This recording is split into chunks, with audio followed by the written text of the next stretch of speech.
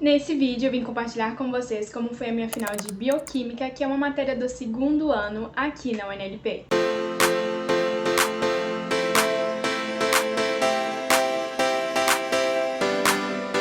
Oi, gente, meu nome é Stephanie, mais conhecida como Pepe. Eu faço medicina na UNLP aqui em La Plata e sejam bem-vindos de volta ao meu canal. E se você ainda não é inscrito aqui no canal, não deixe de se inscrever, porque eu acredito que os vídeos que eu posto aqui no canal podem te dar algum insight. Bom, gente, como vocês sempre sabem, eu sempre venho gravar aqui pra vocês depois que eu faço as minhas provas. E como eu rendi a prova final de Bioquímica, eu vim contar tudinho aqui pra vocês não chegarem na prova sem saber como é, não chegar tão às cegas. E me desculpem aí qualquer coisa, porque, gente, eu estou aqui em La Plata e está fazendo muito calor. Agora são 10 horas da manhã e assim, tá insuportável. Então se vocês verem aí uma carinha oleosa, enfim, já saibam que o trem que tá feio, viu? Aqui é 8h80, verão, muito calor, inverno, muito frio. Então já esperem. E de praxe, né, pra contextualizar pra vocês aí, eu rendi a minha prova de Bioquímica dia 30 de novembro. A minha última parcial que eu fiz, né, a segunda parcial, eu fiz dia 23/10. Eu passei na segunda-feira. Eu acabei não gravando o vídeo aqui pro canal porque foi uma correria, mas se vocês quiserem eu posso gravar contando aqui pra vocês como foi a minha segunda parcial de Bioquímica, que no caso a primeira fecha eles deixaram a gente fazer oral, e aí infelizmente eu não passei, caiu o conteúdo do primeiro semestre, foi assim, terrível, mas aí as próximas fechas foi de choice, e aí foi tranquilo, ainda mais porque eu já tinha estudado, né, o conteúdo pra uma prova oral, então quando você estuda um conteúdo pra uma prova oral de choice fica um pouco mais fácil, porque os conteúdos já tá tudo aqui na sua cabeça, né, então foi isso. A minha última prova parcial, né, de Bioquímica foi dia 23/10, e eu rendi a prova final de Bioquímica dia 30/11, então eu tive aí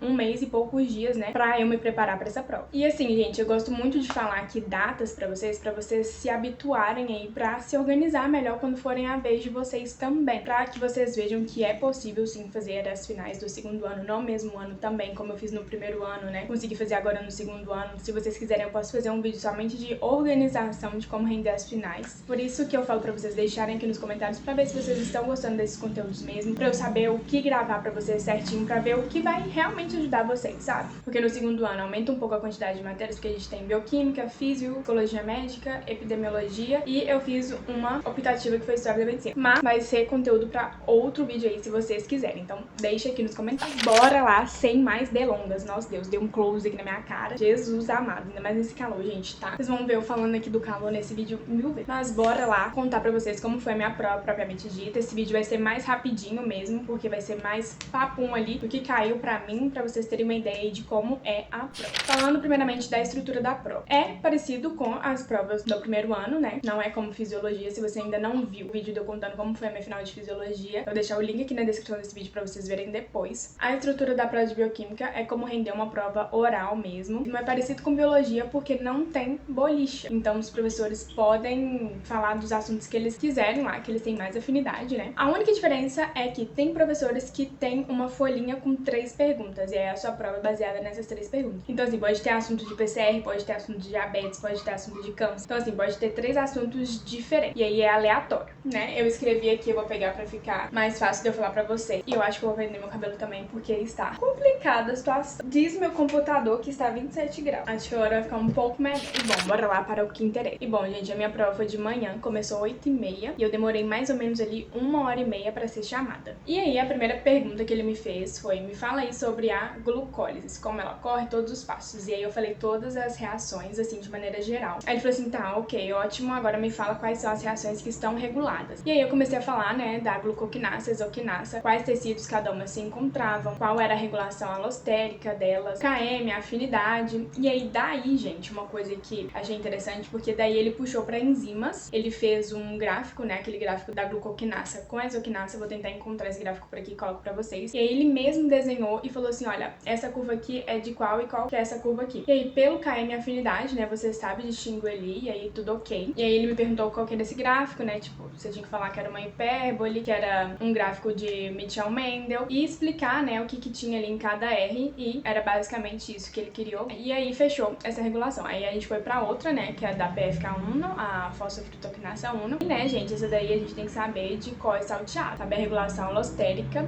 e covalente. Aí eu desenhei pra ele tudo bonitinho, a enzima bifuncional, a fructosa com a fructosa 1,6 bifosfato, enfim, tudo ok. E como essa reação ela é um pouco mais completa, né, a gente ficou aí, eu falei tudo que eu tinha pra falar, e aí eu acho que acabou que ele nem me perguntou da piruvato quinasa, ele já foi perguntando quais eram os destinos do piruvato, e aqui ele deu muita ênfase na reação de piruvato azelactato. Então assim, gente, não é nem só saber também, né, fica aí uma dica pra você, não é nem só saber o que forma o que, tem que saber que tá liberando NADH, o que tá sendo generado ali, por quê? O que eu percebi na minha prova, principalmente, é que ele não gostava que eu explicasse somente isso, isso forma isso, não, por que tá formando, entendeu? Tipo assim, se tá acontecendo a glucólise, né, tá numa situação pós-prandial, então o que tá acontecendo ali, né, tá tendo a degradação da glucose, então por quê? Então ele sempre perguntava o porquê das coisas, e não somente que isso formava isso, sabe? Aí eu falei, né, os destinos do piruvato, ok, aí depois ele me perguntou isso, do piruvato azelactato, o que tava formando, e pra onde que esse NAD, né, AT tava indo, aí de piruvato azelactato tá formando NAD oxidado, né, aí esse NAD oxidado é reutilizado pra glucólise novamente, então saber tudo isso porque, tipo assim, tá oxidando o NAD, mas o NAD não fica solto, né, ele tá indo pra algum lugar. Aí ele me perguntou onde mais isso acontecia, né, eu falei no músculo, numa situação de início de exercício, eu expliquei um pouquinho ali do início do exercício, e aí ele me perguntou, tá, e se não há oxigênio, né, numa glucólise anaeróbica, por isso que tá acontecendo isso, né, de piruvato azelactato, o que tá acontecendo? Aí eu comecei a explicar de cadeia transportadora, de respiração, de onde o oxigênio tava vindo, tananana, expliquei quase a respiração celular toda. Aí ele falou assim, tá, ok, isso acontece também, mas uma coisa mais simples. Aí, tipo assim, ele só queria que eu falasse que a glucólise aeróbica não ia acontecer, entendeu? Então, por isso que a reação tava desplaçada a ser lactato. Então, às vezes, a gente pensa muita coisa e às vezes é uma resposta muito mais simples. Então, por isso que a gente tem que dar sempre ênfase no que é mais básico. Mas, assim, foi até bom porque acabou que eu expliquei respiração celular toda, descarboxilação oxidativa, ciclo de Krebs, cadeia transportadora, fosforilação oxidativa. Então, assim, foi muito bom porque era um assunto que eu dominava e aí eu acabei que eu expliquei tudo e isso demonstrou, né, que eu tinha estudado. Foi até bom por esse lado também. E aí, como eu encaminhei pra isso, ele me perguntou quais eram as vias que estavam reguladas no ciclo de Krebs. E aí, aqui, de novo, ele deu muita ênfase. Vou abrir aqui porque eu fechei por causa do ruído, mas tá insuportável o calor, gente. E ele deu muita ênfase no NADH, perguntando a importância, porque no NADH, como tá tendo ali a formação dele, esse NADH vai pra cadeia transportadora, e aí saber, né, que o NADH vai, né, pro complexo 1, saber que o FADH vai pro complexo 2, então saber todos esses detalhes e saber a importância deles, né, porque é a partir deles que a cadeia transportadora, ela funciona. E aqui, nisso, ele não queria saber somente que a cadeia transportadora necessitava deles, ele queria saber também que era uma reação de oxidorredução, né, se tá oxidando uma coisa, tá reduzindo outra. Então ele queria saber também o que estava acontecendo na reação ali em si. Então, assim, eu vi que eles na prova estavam gostando muito de perguntar essas coisas de biologia, sabe, de reação. Então, assim, dei enfoque nisso também. E aí depois ele me perguntou, em uma situação de achuno, quais rutas, né, quais rotas estavam ativas. Aí eu falei todas pra ele, aí ele falou assim, tá, agora me fala sobre a gluconeogênese. Aí aqui ele me pediu pra explicar toda a gluconeogênese, ele me pediu pra explicar a beta-oxidação, a lipólise, e me pediu pra explicar por que também havia grandes quantidades de amônio no início da fase 1, né, de achuno, já que tá tendo ali a degradação de proteínas, e aí era pra falar basicamente isso, tava tudo ok. Eu não vou adentrar, né, dentro dos assuntos, senão daqui a pouco eu vou estar falando uma aula, mas foi isso. Ele me perguntou quais rutas estavam ativas ali na situação de achuno, e aí eu falei uma por uma ali, de maneira geral, o que acontecia no fígado, no tecido adiposo e no músculo, que são os órgãos ali mais importantes que a gente tem que dar ênfase neles. E aí, como eu falei que também havia formação de corpos cetônicos, ele me perguntou por que havia essa formação de corpos cetônicos. Tá vendo que a gente tem que sempre saber o porquê das coisas, né? Tipo assim, em estação de achuno não vai ter formação de corpos cetônicos. Não, você tem que saber o porquê disso também. E uma outra coisa que também, como a gente tava falando de aminoácido, né, de proteína, ele me perguntou a reação da glutamato desidrogenasa. Eu não sei em que ponto ele me perguntou isso, porque já tem um tempo, eu não lembro mais, mas eu tinha notado que ele me perguntou disso também. E me perguntou o que era um glutamato, né, um ácido, e o que era uma glutamina. E aí aqui ele me pediu pra eu borrar uma glutamina, e aí eu, tipo assim, não sabia como de borrar uma glutamina. Na hora eu fiquei nervosa, eu não conseguia nem pensar. Mas eu acredito que isso tenha sido pra aumentar a nota. E me perguntou também se o alfa-cetoglutarato era um precursor gluconeogênico. E na hora, tipo assim, eu não sabia, Porque normalmente a gente pensa, né, que é o glicerol, a alanina, e esquece que o ciclo de Krebs, ele é um ciclo. E o oxalacetato, como é um precursor gluconeogênico e como o alfa-cetoglutanato vai formar ali outros precursores que vão chegar no oxalacetato, então sim, ele é um precursor gluconeogênico. Então ele fez essa pergunta que eu achei assim super interessante, porque às vezes a gente fica tão condicionado numa só resposta e não. Fica aí essa dica pra vocês também pensarem na hora da prova, porque isso é muito importante, deixar o cérebro pensar também, não ficar só no automático, só naquilo ali que tá gravado. Nisso, né, pra que eu chegasse nessa resposta que sim, ele é um precursor gluconeogênico, ele me fez pensar. Então assim, ele me ajudou, sabe? Então isso foi muito importante na hora da prova também. Todo o tempo da prova ele me fez pensar sempre antes de responder, sabe? Então por isso que a gente tem que sempre manter a calma, não dar respostas prontas, automáticas. Pensem sempre antes de falar, pra não falar baboseira. Porque igual ele falou assim, sim, eu tô vendo que você estudou bastante, você sabe muita coisa, mas vamos pensar aqui no porquê das coisas. Então assim, ele me fez pensar muito, sempre pensando o porquê, qual era a importância do NADH no ciclo de Krebs, muito mais do que explicar somente o que formava cada coisa ali, sabe? Ele